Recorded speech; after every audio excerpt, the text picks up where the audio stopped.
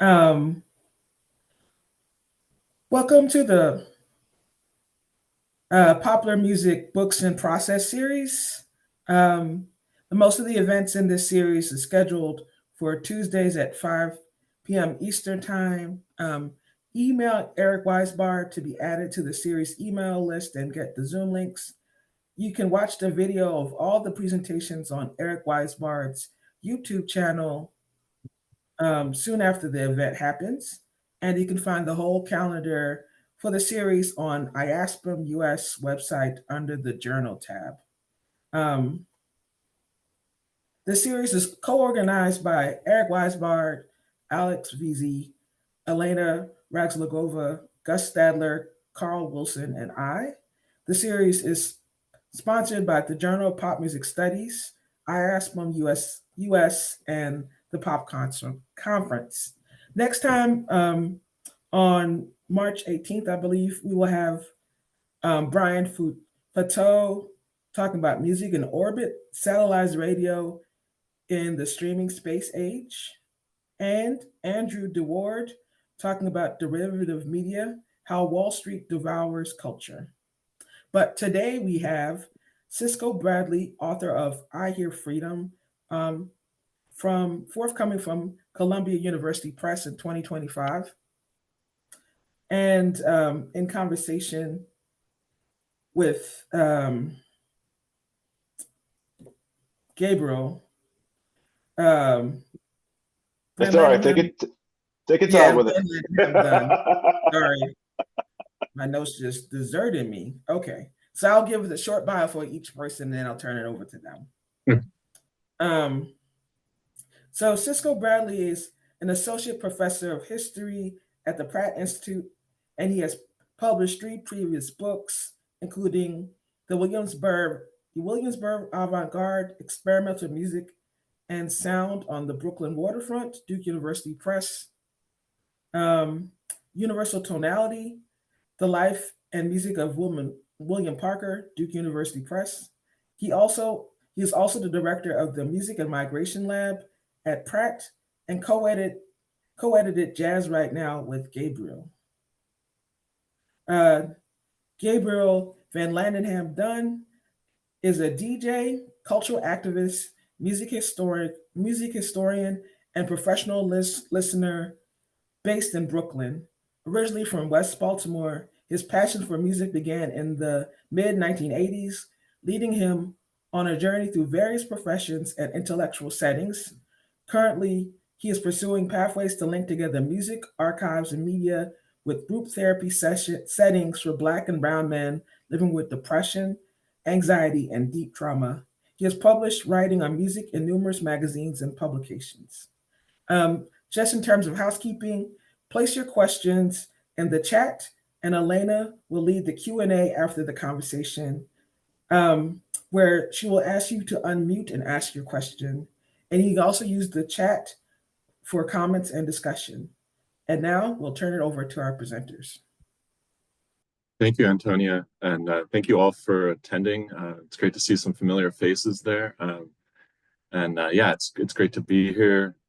And I'm really honored to have Gabriel join me today.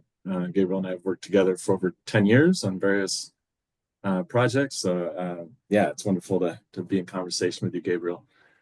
I thought I would just start out with a kind of to introduce the book a bit, and then I thought Gabriel and I might have some things we will have some things to discuss and talk about, and then we'll open up to questions. Yeah, Gabriel wrote is writing the foreword to the book. I think I'll probably see it by the end of the week or something like that. So It's yeah, good so, now. yeah, thank you. So anyway, so I want to share my PowerPoint, and I don't know, I can't figure out how to turn it into a slideshow, but we'll just kind of deal with it. I think this will be fine. So this book, I Hear Freedom, it began, I mean, it's one of these things, I think every book project has a life of its own, and I started out by wanting to write about the free jazz generation from the 60s and 70s, musicians that came out of Detroit and Cleveland. And that sort of set me on a path that's led me to sort of all sorts of other things. I was, one of the main figures in the book is Albert Ayler, the saxophonist. And I started to ask myself at some point, yeah, what's up? Is that something? Okay, sorry. I was asking myself, where did Albert Ayler come from? And we know, of course, that he was born in Cleveland in 1936. But I started to get interested in listening to his, which seems to me so revolutionary on one hand, but so organic on the other. I wanted to get a sense of where, what were his roots? Where did he come from? And get a sort of a deeper understanding of who Albert Ayler was, and not just Albert, but also other people of that generation.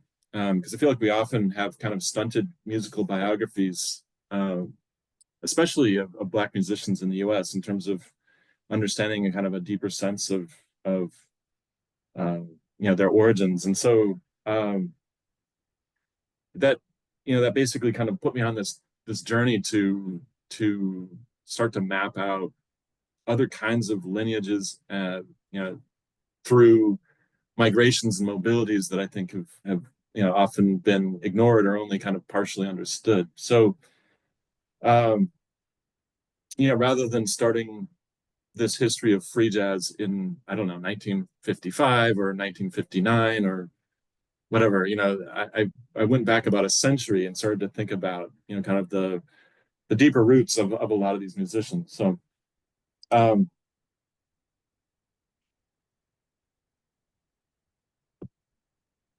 on the one hand, I guess, I've often thought about, the Great Migration is this kind of massively impactful event in American history, which I think has only, in some ways, been understood to a very limited degree, in that, it completely redrew the map.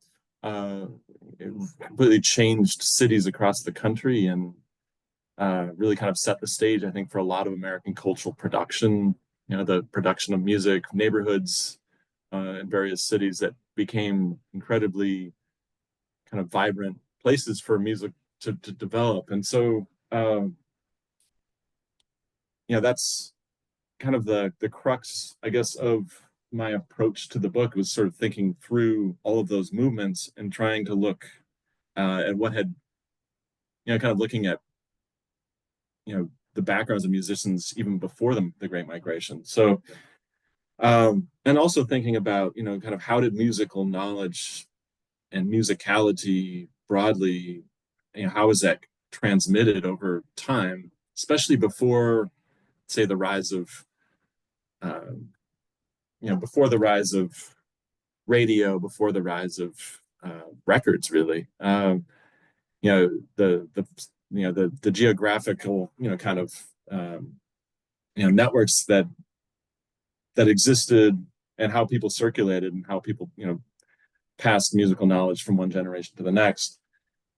And part of that came out of conducting about 500 oral history interviews with musicians over the past 12 years. And one of the things that has come out of those interviews, if I look at, across, hundreds of conversations, and one of the things that really seemed to cut along the lines of race was when I often start with the first question that I've often used when I talk to musicians is, how did you get on this path to being a musician? And one of the things I noticed, probably over 95% of Black interviewees talked about music coming out of their families. So, and is so prominent in the narratives. My father was a trumpet player. My grandmother was a singer. My uncle was a piano player, or whatever. And those stories kind of being repeated again and again, or similar stories being repeated. And so, in thinking about the origins of jazz, not just looking at sort of the well-trodden kind of musical lineage, but thinking about musical practice, music making, kind of the social value that is attached to music in these communities. So so that's a lot of what I've been sort of, I think, thinking about in the sort of the background of this book. And I should say, I mean, it took me a little while to find a publisher who wanted to have a history of American music, or a history of free jazz, where I don't really begin to dig into the musicians. I mean, there's 10 chapters in the book. I don't really begin digging into the musicians in a deep way until chapter 4. So the first 3 chapters really look at the, kind of the migratory origins and all these stories. So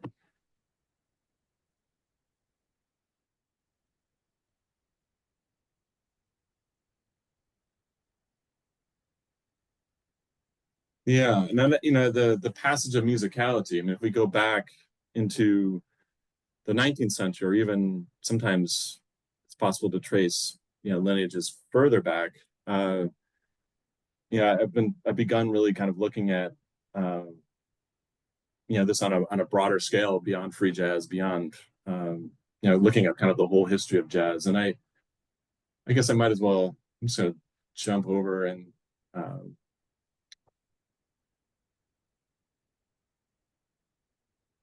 one second.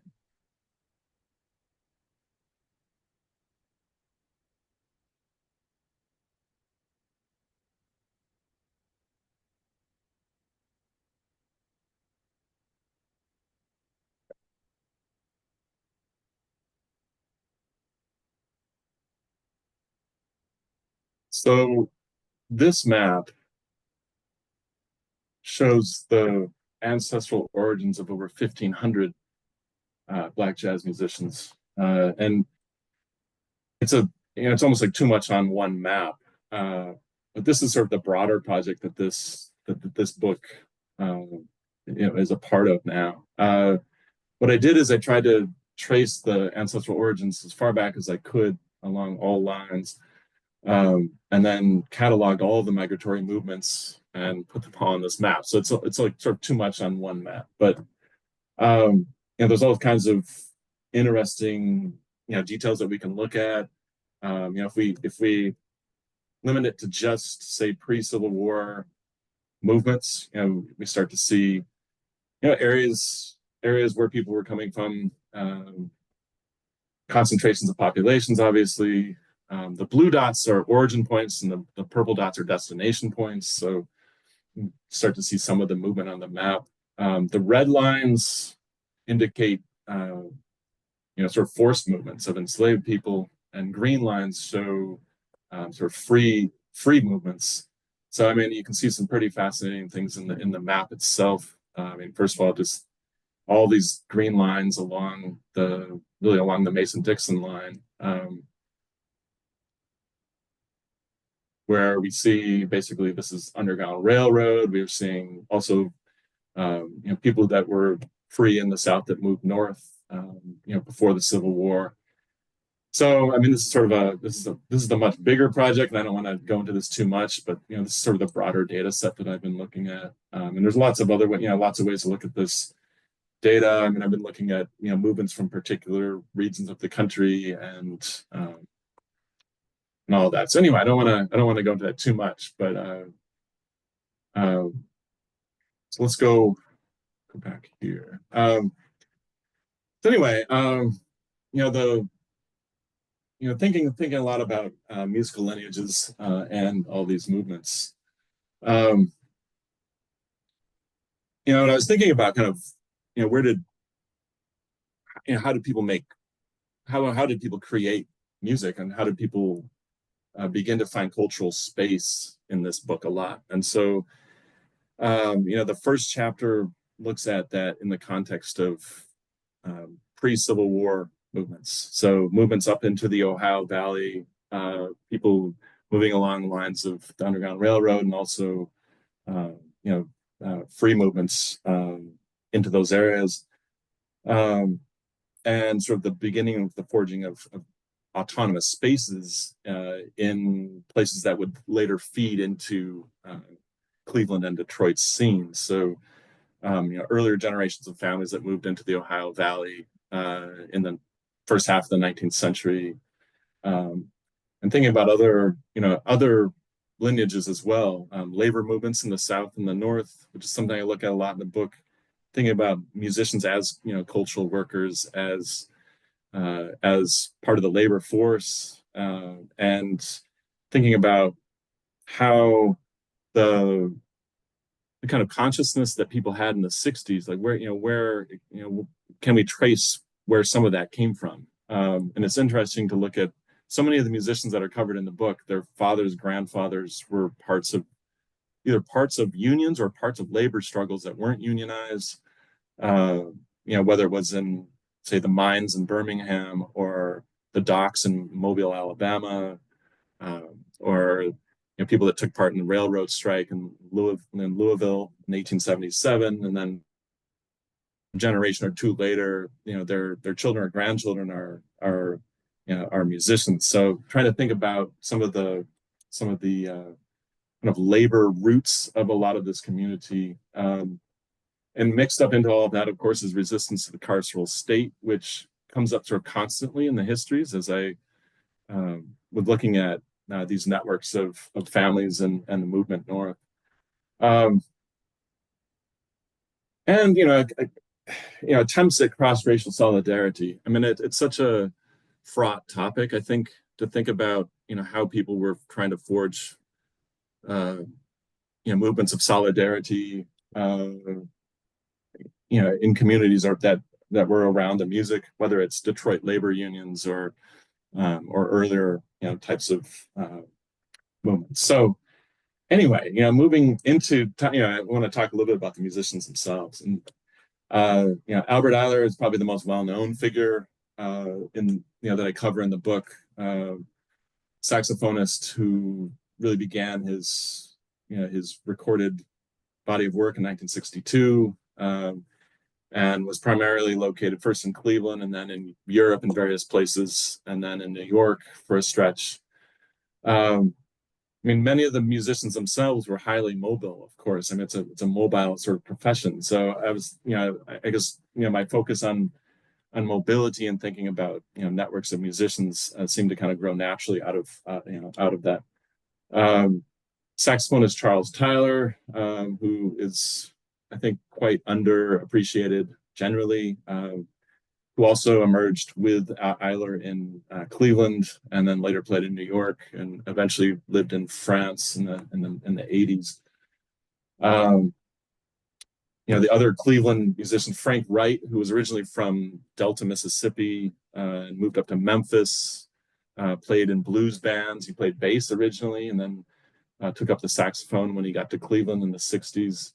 And one of his close collaborators, Bobby Few, the pianist, who they both ended up in Paris in the 70s, and had a band there during that time. One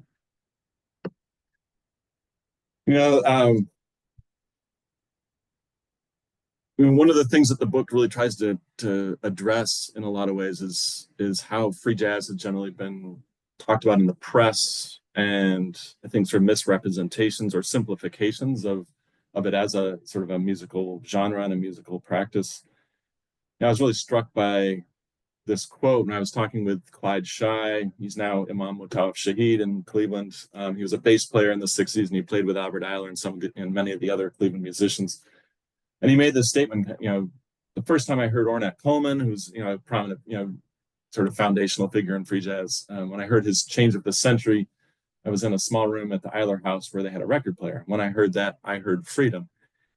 And when I was talking to him about it, he said, he really felt that the sort of jazz moving sort of beyond the forms and sort of strictures of bebop to him was an act of freedom itself. It was a way of sort of freeing sound, and it was a kind of expression, a sonic expression of a sort of lived freedom. That's something that other musicians kind of echoed through through the conversations that I had. So the music, as I talk about it in the book, really engages deeply with liberation politics of the 1960s. And to be honest, I mean, that came organically out of conversations. I didn't know whether people would want to talk about it or not when I interviewed them. I went in thinking I'll talk about their music, and then most of the people that I interviewed, quickly were talking about political movements that they were involved in sort of simultaneously. And in fact, the bass player Jaribu Shahid in Detroit, who was part of Griot Galaxy and a number of other bands, he said, well, we were all doing it. We were all involved in various organizations. And so the book, as I worked on it and developed it, it in many ways became quite deeply engaged with many of the Black Power politics of the late 60s and early 70s. Organizations like Republic of New Africa, Republic of New Libya, movement in Cleveland, and so forth. So, a lot of that just came out of kind of extended conversations that I had with musicians around the music. So, I realize it's already 5:26. So I don't want to,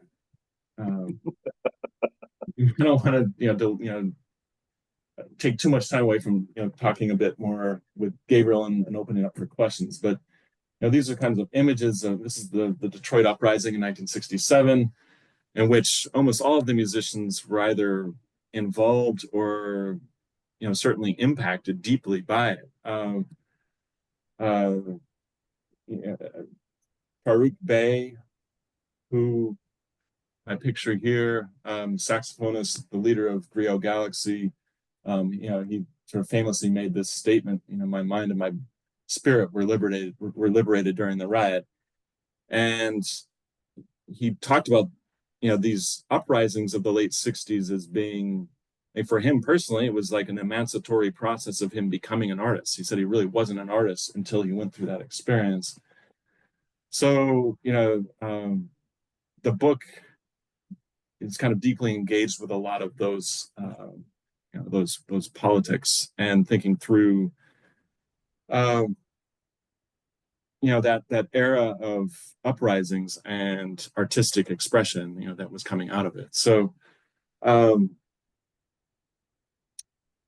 yeah, I know it's maybe a trying to sort of summarize bits and pieces of the book, but this is kind of what I've been working with. So, I think it'd be good to, Gabriel, I'd love to turn and talk with you a bit. You've read the book, or maybe most of it or something. I guess I'm curious, what, if you can kind of talk about a little bit about what you feel the book is bringing in terms of new perspectives on free jazz and that era. So Yeah, I mean, thank you for that that lovely recapping of the the overall of the book.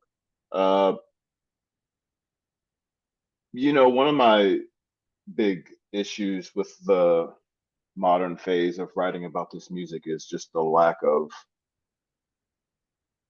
humanity that's applied to Black people in general, right? Black folks in general. Like, you have a lot of these gatekeepers, a lot of these uh, writers who've become relatively popular, who will go out of their way to, take up a position someplace, write about the music, and they'll do, pardon my language, they do a pretty shitty job of it.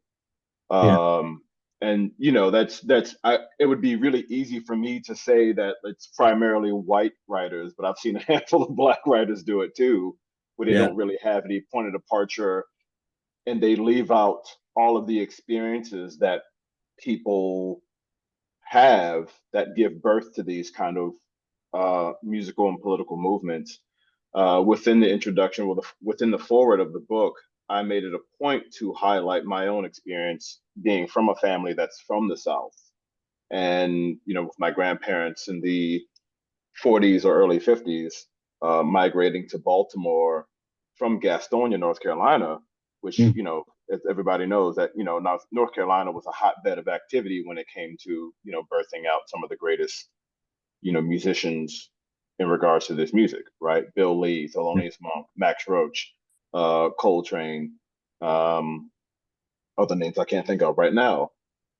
It was really important to humanize the experience of being a part of the, this lineage, but also being a scholar of this music, right? And understanding from the ground up that, my grandfather and my grandmother and grandfather moved to Baltimore because they had an opportunity to buy a home, and also, for him to work at Bethlehem Steel, right? Right. And if you talk to guys like guys like Bashi from Conjure Collective, right? Like his parents, his family, like had a pretty similar experience, and many people who I grew up with had pretty similar experiences. Their livelihood was based around the opportunities that were opening up for folks, and also they just wanted to, they grew up in an area that was not safe for them, right? That was not very conducive for having a family and having a safe life. I mean, the the reality of the Klan, the terrorist organization, does not get spoken about enough when we talk about, Mm. I think, the you know the angle of performance that a lot of especially saxophonists take when when playing their horns, or when trumpeters are playing their horns. I mean, there's a deep sound, a deep feeling of grief there that that doesn't really get enough attention. And so when you go to venues like we were at the other night, and seeing a handful of old white dudes up there like imitating Albert Ayler, you know, it Yeah. it makes me feel some kind of way Sure. that these guys are just like looking at it as like musical pedagogy or just technique, and not understanding that these cries came from someplace. These Yeah. cries came from real tears, Right. and so spending so much time with you and over the years, but also while you've been working on this text and the last text, we've talked a lot about the work of Mary Baraka and Eileen Southern, uh, your own text, all the interviews you've done, and A.B. Mhm. Spellman and many of these people. And one of the things that has been missing, I believe, from the modern dialogue is a black voice, and not just a black voice that's been involved in academia, but a black voice that's been involved in this music, Yeah. all of their lives. And, my hopes is that I don't expect this, I mean, after we, get all the money and all the accolades and go out and buy some, houses and with pools and shit from all this money we're going to get from this book, I'm hoping that the reader will begin to deepen the conversation around musical and cultural ownership, right? Like that, cultural productivity is a phrase that, while I understand it very well, it doesn't always sit well with me. But you don't ask someone from another country about the ownership of their music, the ownership of their voice or their expression. You see a sitarist from India, like that's Indian shit, right? You see a throat singer from wherever, that's their shit. When it comes to American music, we still have to fight for ownership of our shit, and we don't get the kind of compensation that we deserve, right? You see all these reissues in shops, and the artists who produce this music are, for the most part, long gone. Mm. And hopefully, a contract was signed right, and their kids might have gotten some good residuals off of that. But for the most part, it's like, they're waiting for niggas to die so they can, collect off of those cries. Yeah. Right. And so I do think it's important to have a black voice involved in that. And then in these discussions, when talking about migrations, when talking about, liberation movement, especially also because I run a label. I run a label and I work with, artists who are part of this lineage as well, you know. So yeah, Yeah. I think the book is very important in regards to, adding another aspect to, like, humanizing the folks as not just creators, but also as geniuses who are, continuing the folklore tradition of carrying things from the continent to the south and, up to the north. Yeah. Thank you, Gabriel. Yeah. Just to respond to a couple of things. I mean, number one, you talk about voice, and it's something that I worked with. I worked pretty hard at when I was writing the book about William Parker, and I remember one of the peer review comments that I got when I was going through the editorial process was Mhm. someone saying that they thought William's voice was overwhelming my voice in the book. And Mm, I have to say that was a somewhat of a conscious decision. I mean, I still wanted to assert my voice as a writer, right, but because I relied so heavily, rely so heavily upon oral histories, I kind of wanted that material to be a very, very strong voice in that book, and then in this one as much as possible. I mean, I always kind of figure that in some ways artists are the experts on their own work, and asking people about their work.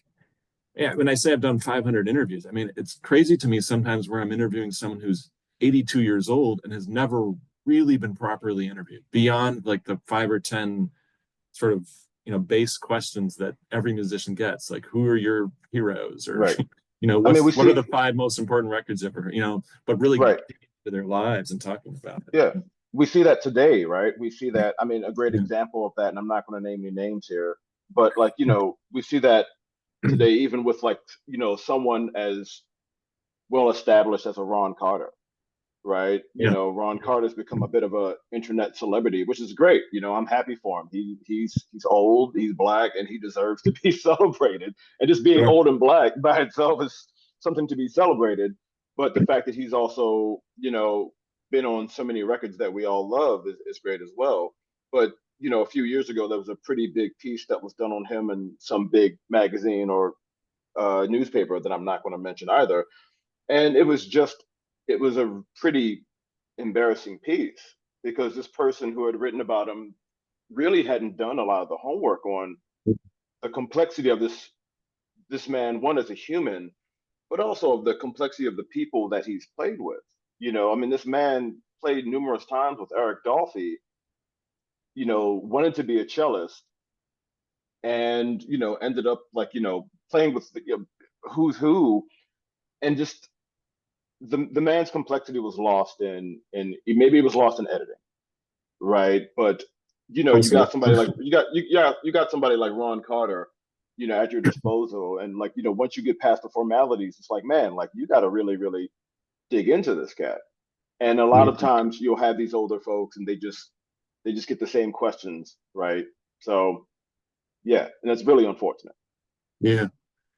Well, one of the other things I've sort of stubbornly done is I've tried to include a lot of sort of biography in this book, and some of the other stuff I've written, mainly just because I feel like, I mean, sometimes I encounter in music studies in general people saying, well, just how does X, Y, or Z relate to the music? And sure, it's that is maybe the ultimate goal, but I try to weave in a lot of talk about people's lives, because I feel like if we reduce something just to notes, if we reduce it just to the sounds, we're somehow missing, this broader kind of cultural history, which I think informs how we should understand the music.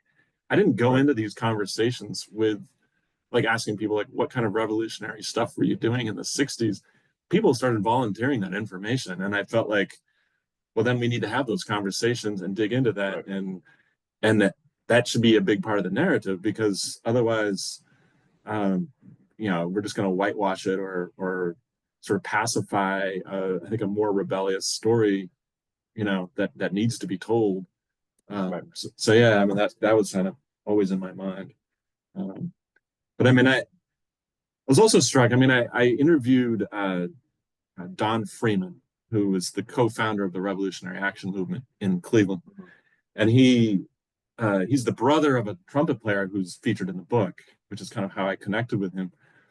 And I went to his apartment, and he only had he didn't have a lot of decorations in his apartment, but he had two photos on the walls. One was of his wife, and the other one was of John Coltrane. And it just, it was just, and he told me, that jazz was the single greatest influence on him becoming a political revolutionary. And so, stories like that, or, comments like that really, I think, help me frame the book in a way, and thinking about, like, let's not pacify this stuff. Let's not take out the potency of those times, and pretend that all this other stuff wasn't happening. So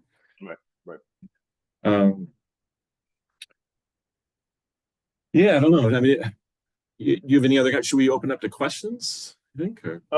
Yeah, let's see what kind of questions we have here. That I'm pretty sure they'll get some more. I mean, we get tired of talking to each other. We do this all the time, and so let's give the people what they want. Sure. All right, so I'm supposed to be. This is Elena. I'm right here. Hi. Hi, Elena. I'm supposed to moderate the discussion. It was fascinating. Thank you so much. I actually have a bunch of questions, but yeah, let me start with Antonia. Do you want to ask a question about Isabel Wilkerson comment? Antonia? Sure. What did I say? I said, oh,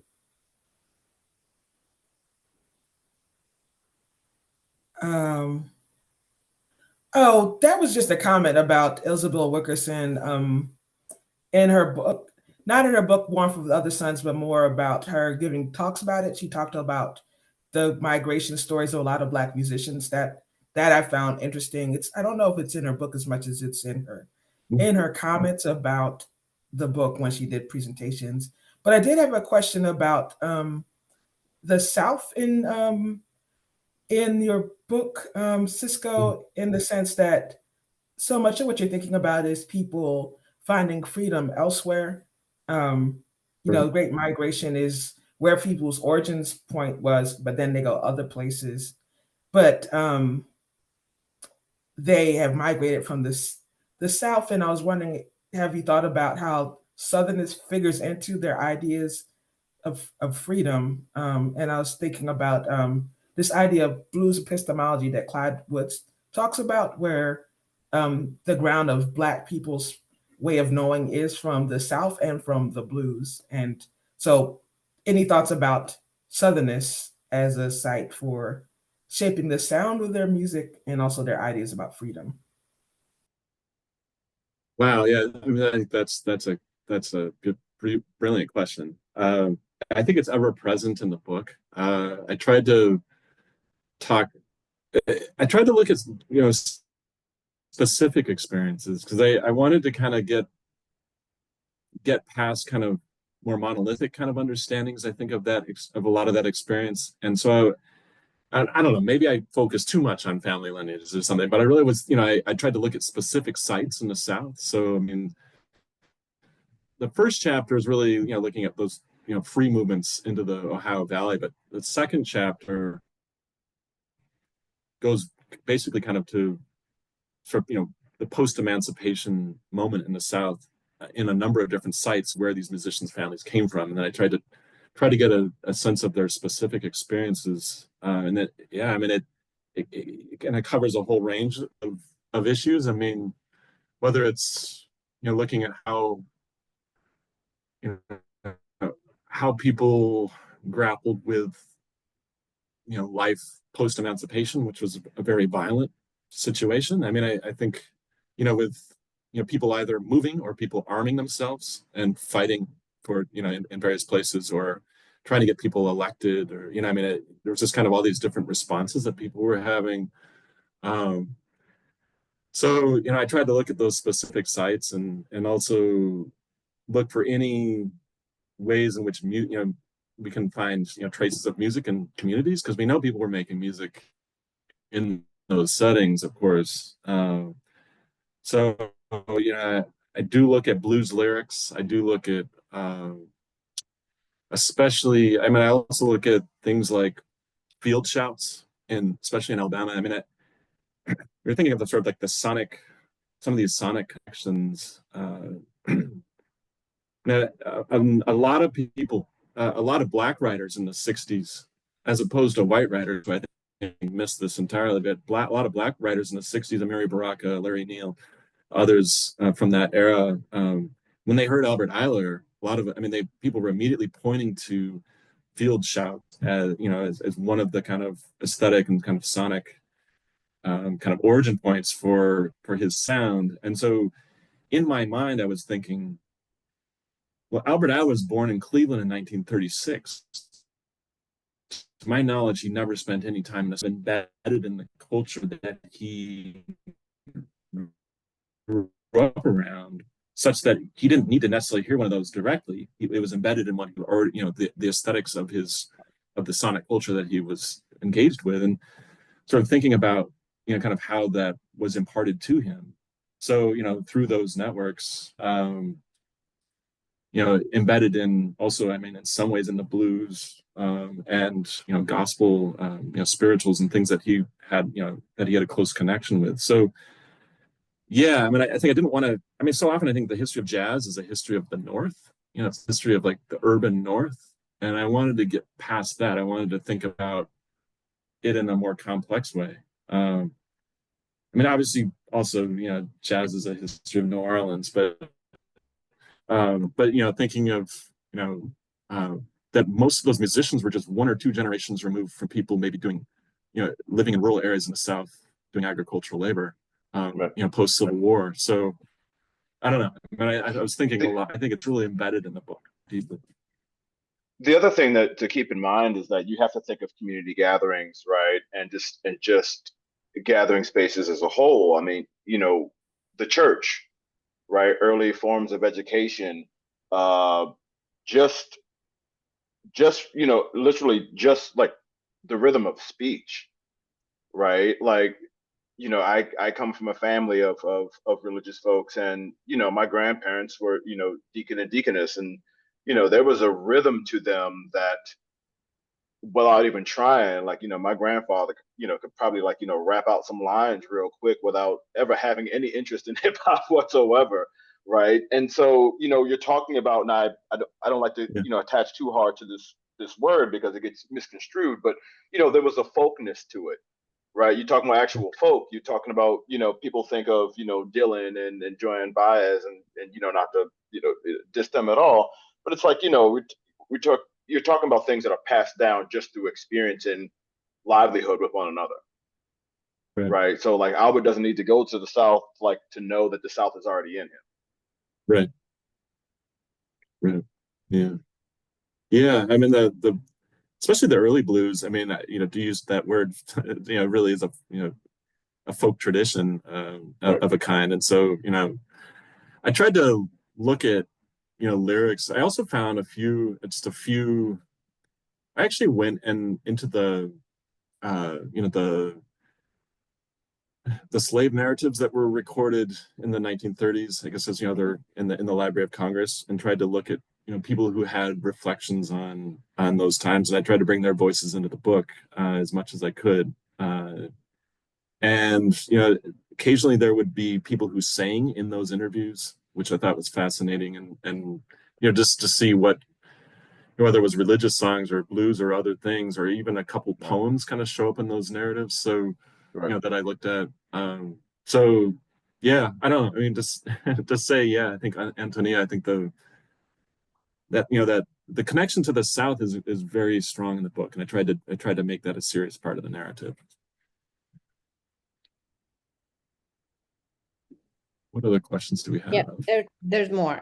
So Benjamin, I know you didn't, your first comment was just a comment, but you have a question later about the project and the book. Would you like to ask it now? Sure, thank you. Yeah, my first comment was just an impressed comment about how many interviews you did. Yeah.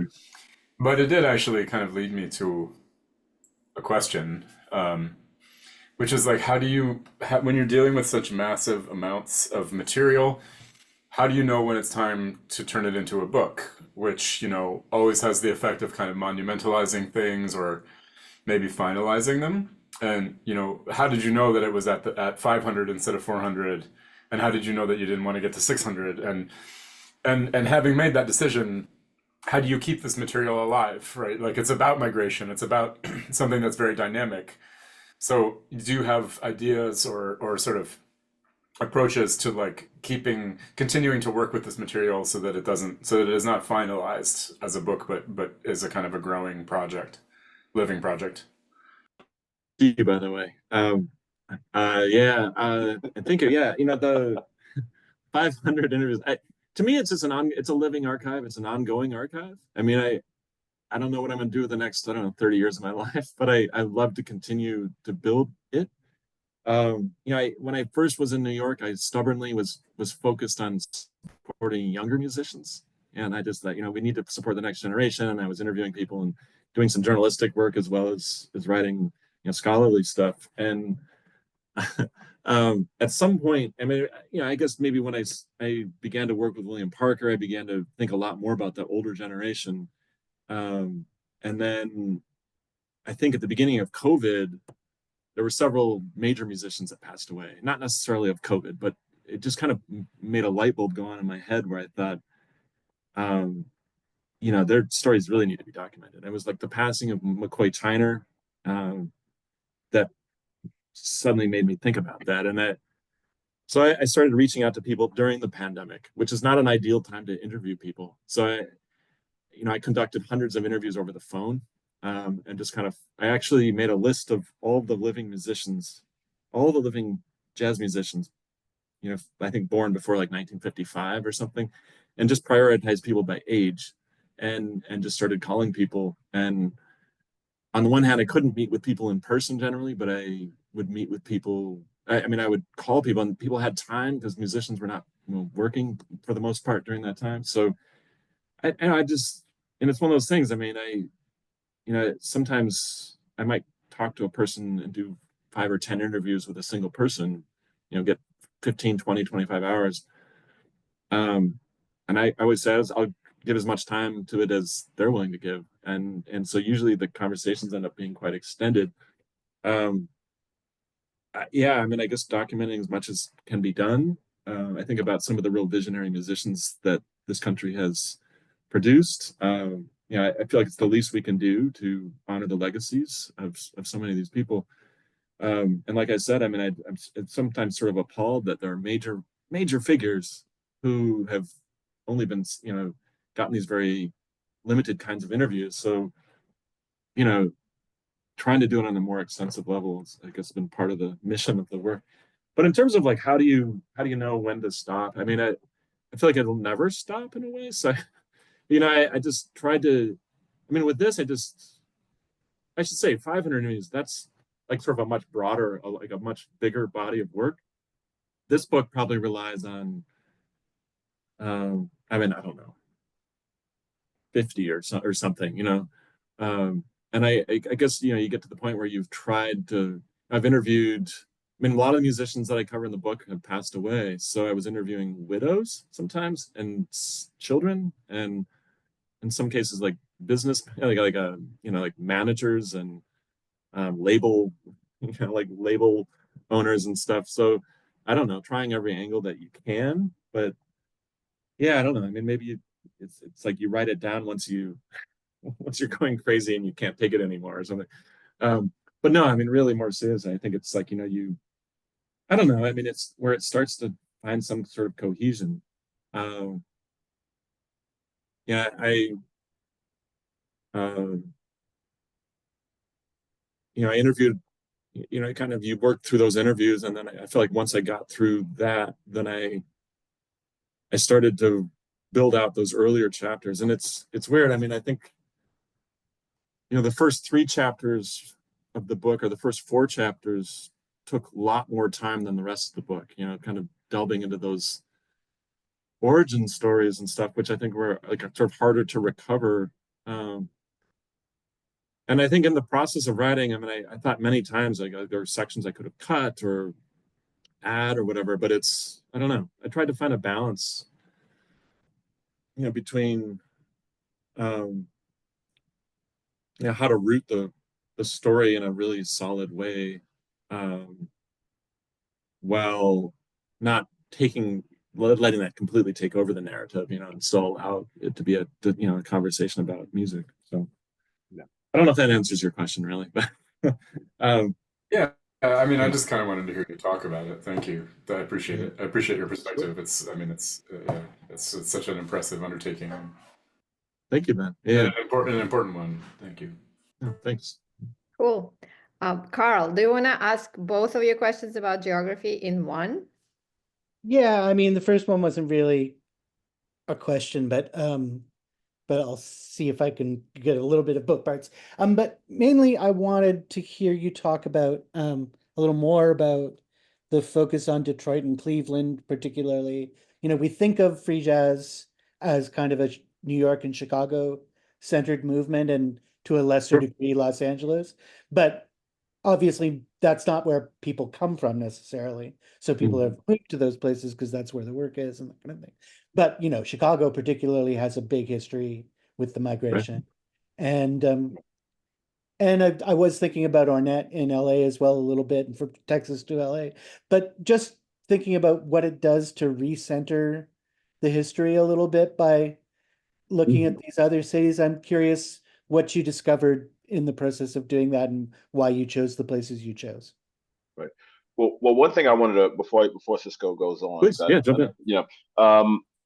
When you mention the major cities, right? When you talk about New York, Chicago, and LA, one of the other things that you have to keep in mind is not just where the work is or where the clubs are, it's where the record labels are, and it's also where the record labels, add a promise,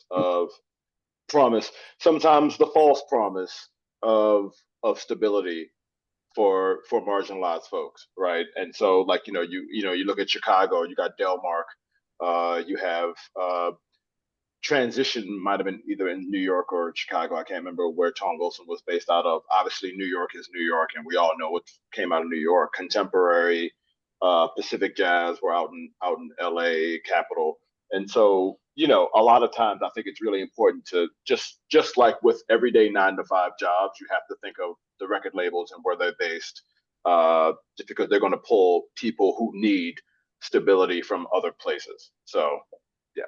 For sure. Yeah, great point, Gabriel. Thank you. Well, part of my, I think, attraction to Detroit and Cleveland, and I should say Buffalo was also in the original book, but I decided to cut that out, and because I'm writing a book about Charles Gale as the main figure there, so I just kind of moved that over to a different project. But the part of the attraction, I think, was that they've been understudied, though there are some major figures from those cities.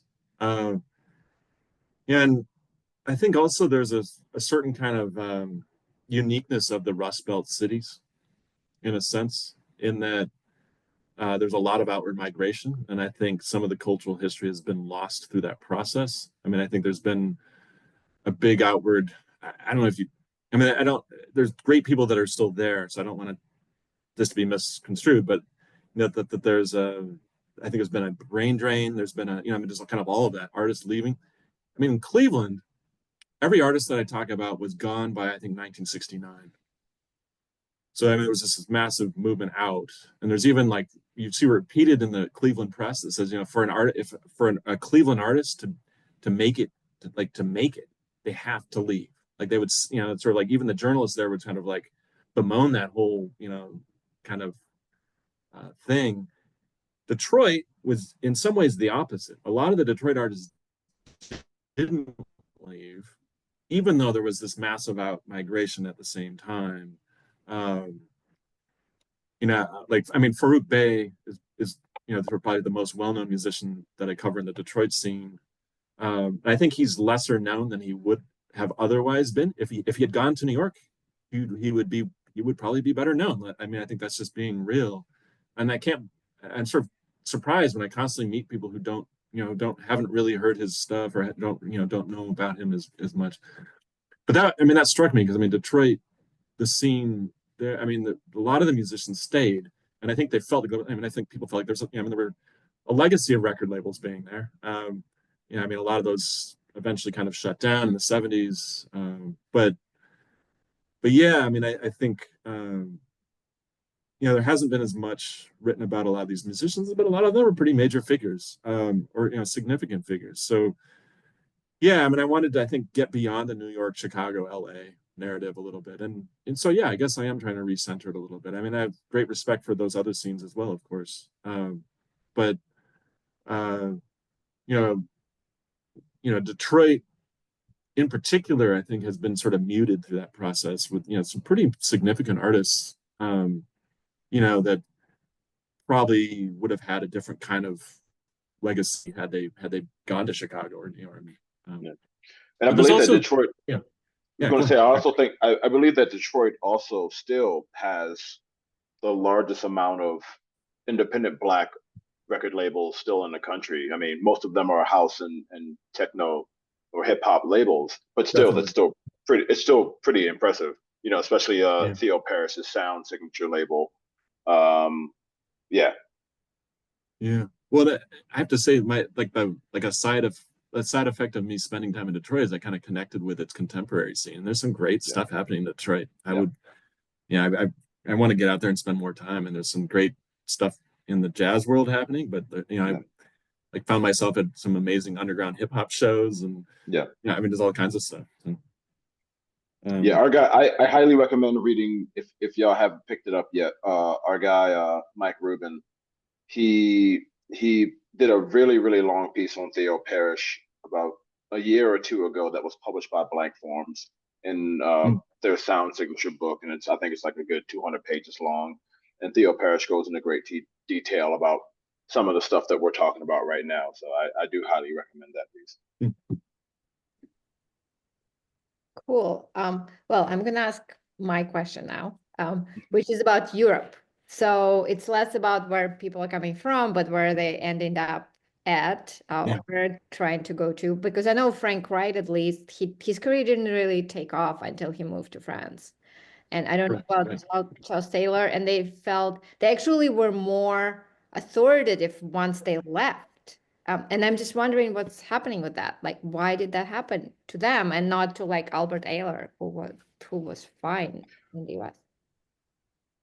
Well, I mean, I don't know if, I I'm mean, laughing just I'm laughing just because I'm rethinking the stories of Albert going to I believe it was Sweden, and you know him showing up and you know begging people to hop on stage and wanting to play so bad, and then he did, and people were like, "What the fuck is this?" Right? Like, and so you know, like, so Albert was one of the guys who came first, and you know, there's obviously the famous meeting of him and Cecil Taylor, and you know, and Jimmy Lyons often gets left out of the story because Jimmy Lyons was the one who introduced them, and mm, Jimmy Lyons' name just never comes up.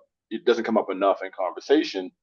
And you know, there's that famous picture of the two of them like meeting after like 5 or 10 minutes, and you know, I think everybody else, Albert really laid the foundation, I believe, for everybody else who came afterwards. I mean, you know, I'm not the biggest fan, but I respect him for what he did in regards to for you know whatever European free jazz. But like you know, Peter Brotzman, you know, Albert basically gave birth to Peter Brotzman after like one listen. You know, like here, man, and Peter's like, thank you, give it to me all. And you know, I never got a chance to meet Peter in his lifetime, but you know, FM, a lot of that FMP music that came out of Germany, you know, that wouldn't have happened without the Great Migration. It wouldn't have happened without like these guys leaving and taking their chances in Europe. And it wouldn't have happened without, you know, Albert and, you know, mm, Sonny Murray leaving and playing in Denmark and playing in Sweden and Cecil going over there and Jimmy going over there. So, yeah, I mean, some of these guys became pretty, you know, well known. Some of them stayed. Some of them also just probably just found peace of mind and yeah. decided Well, you know, and decided to say fuck America. Well, you know, I think there were more opportunities there, and Yeah, a lot of the musicians comment that they felt like, I guess the so-called avant-garde was much more embraced in Europe than in the U.S. right. Yeah. And I also think, like, just it's, I think it was just a different racial dynamic. I mean, just to speak very generally, I mean, obviously people encountered racism kind of everywhere, but I think the racial dynamic was just fundamentally different. I think it's different when, I think in the US, it strikes me that when people were playing more free expression, I think, I don't know, I feel like some people found that threatening in the United States. I also say, I mean, Albert Ayler became bigger in New York later, but his first recordings were in Denmark and Sweden. So, Yeah. I think he got his root there like a lot of people did. I mean, Yeah. Dave Burrell's first recordings were there, I think. Yeah, the ones Frank on Wright, the ones on BYG, I think. Yeah. right. I mean, BYG was huge. That the Right. label in Paris. I mean, Right. in 1969, I think they recorded like 18 records or something in a span of a couple months. All those guys were playing there. So I mean, they weren't getting recording contracts in the U.S. Festivals were hiring them. Festivals were, I think, more adventurous there than in the U.S. I mean, just historically, even now. I mean, where half the jazz festivals in the U.S. are featuring rock or country. So I mean, if you really look at it. So I mean, even today, most musicians that I know in New York are making their biggest money at European festivals. So I think I don't know, that's been going on a long time. Yeah, I mean, jazz, well, in the jazz economy in New York or in the U.S., it basically collapses in the late '60s and into the '70s. So, Right. I mean, there were ways to maybe survive it for certain people, but a lot of the people that went to Paris in '69, the last chapter, I should say, it ends in Paris. The whole last chapter really is focused on Paris, and so many of the musicians also, they said, well, um, you know, Malcolm X had been assassinated, Martin Luther King had been assassinated, Nixon had been elected, and they're like, okay, we're out, we're gonna go, so there really is that kind of narrative of refuge, and Paris being that kind of historical kind of destination for a lot of Black artists that goes back to the 20s or maybe earlier. Right. And then you have people who are, and I think he's the greatest bassist of all time, and I always try to throw his name out there. Then you have folks like Richard Davis, who just played with everybody, and is one of the most important figures within this music, but also in Euro classical music and straight ahead stuff. Right? He just very virtuosic bassist. He went out to, I believe it was Wisconsin, to teach, and unfortunately, I mean, fortunately for him, he found stability and probably happiness, and got married, had a family, did all the great stuff. But his name was, for the most part, kind of forgotten after he left New York. So if he had gone to Europe, he could have had a much brighter and bigger spotlight. And he found, hopefully, peace of mind in education. All right, and you start to see more people like from that era, from the at least the New York region, like going in education and kind of staying there, right? And so, yeah. Right. Yeah, thank you, Elaine. Yeah, thank you for that, for those answers. Celeste, do you want to make your comment into a question or not? About Black intellectuals in Chicago versus music and jazz. No, it's not really one. I'm sorry. I just thank you. Okay. Okay. Thank you for that comment, though. Rob, do you want to ask your question? Yeah, sure. Thank you, Elena. So the first I ever remember reading about free jazz, at least in scholarly work, was in Jacques Attali's book Noise, and he frames it in very utopian terms, as I recall it, as a kind of escape from a society, a culture of repetition, this kind of oppressive sense of just endless repetition of recordings for profit, to something truly free and something that musicians, creators just do for themselves, regardless of what anybody else thinks of that. Anybody else thinks of it.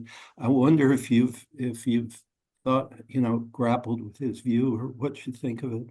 I know it's a little dated, 40 years old, but I'm curious.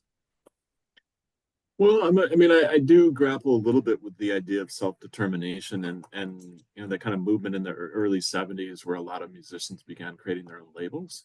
And I think I noticed this in Detroit in particular, where as Motown, a lot of the jazz musicians there in the 60s, even if they were, playing out stuff in their own work, they were surviving on working in the Motown studios. So that's what their day job was. That's they were getting paid, and some of them were, making decent money that way. And when Motown moved to LA, the record label, and the economy was kind of nosediving. I mean, a lot of them, they banded together and kind of with this sort of sense of collectivism. And there's a chapter in there on the record label Tribe, which was one of the main Detroit labels that was doing this whatever free type sort of the freer parts of jazz there. And so yeah, I mean, a lot of people talk about people. I interviewed several of the people that were involved in it, Wendell Harrison, Phil Rannell, and I didn't get to talk to Marcus Belgrade, but I talked to those two, and they talked about it as a kind of a liberating experience. I mean, we didn't really get into that. It was interesting. They did say that they felt like they'd been forced to kind of do this other stuff, which was fine, but that they if they were going to create a label, that was the vehicle for them to do what they really wanted to do artistically. So I mean, I think maybe that speaks to it, to a certain extent. And then, beyond this book, I mean, I've certainly had conversations with a lot of other artists over the years about, creating their own labels so that they could, have a bit more artistic freedom. Sometimes it's often not financial freedom or financial liberation or whatever you want to call it. I mean, for a lot of times it's, you have,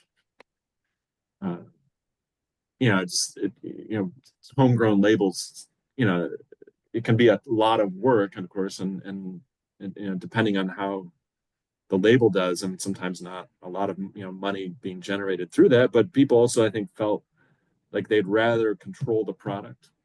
I mean, I also talked with Alan Silva when the last chapter in Paris, when Frank Wright and Bobby Few and Alan Silva, they had a band called Center of the World, and they created a record label also called Center of the World. And Alan had previously, I think, worked for ESP. And so he'd I think, unlike a lot of other musicians, he had a certain kind of business sense. Like he'd seen how a label is, functions and how, and I think he just had that kind of acute business sense. So, he was really, I think he really felt like that they were successful to a degree, where they could kind of, launch their, their, record all of, whatever they wanted, put it out on the label. And he just kept all the stock in a van, and whenever they went on gigs, they would just bring the whole van full of records with them. So I mean, there's stuff like that, yeah. But I'll think a bit more about this idea of repetition, and that's a good, I think, a good thing to be thinking about. So appreciate that suggestion, Rob. Sure.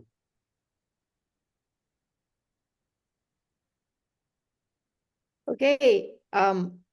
Well, I don't think there are any more questions, so maybe it's 18:14, so we could conclude, unless you want to talk more about ESP disk and the business sense, because okay, this is just a very, very narrow-minded and specific question, but ESP disk was not really paying that much to musicians, and there's a lot of anger, I would. There's a lot of, I want to take this one just because I'm someone who runs a small label. There's a lot of